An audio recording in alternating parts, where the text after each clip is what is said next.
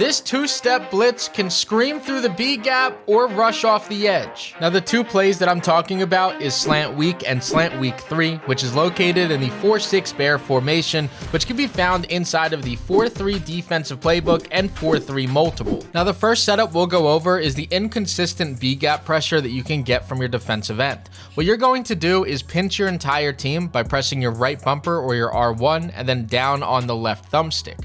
Once you've done that, that'll pinch your linebackers and your defensive linemen. You're then going to crash your defensive linemen to the inside by pressing your left on your D-pad and then down on your left thumbstick.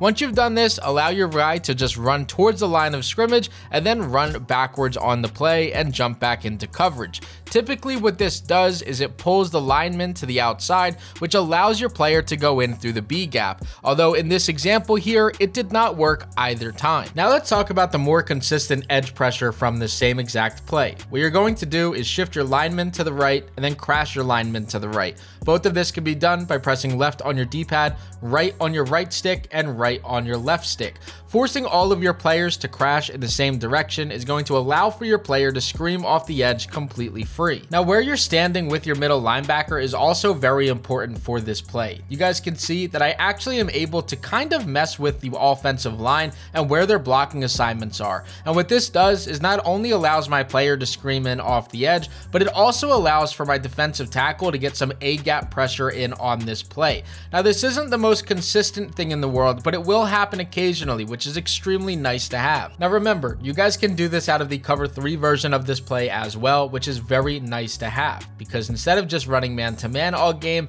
you could throw in some zone coverage as well. Their setup is the exact same: shift your lineman to the right and crash them to the right, and that's going to force either that player to come in through the B-gap or your player to scream in off the edge. The only downside to the zone version of this play is that your player on the left side is in yellow zone. So what I recommend you doing, because this setup is so easy, press your wire triangle button 2 times, select the slot cornerback on the left, and throw him into a curl flat, which is done by pressing right on your left thumbstick.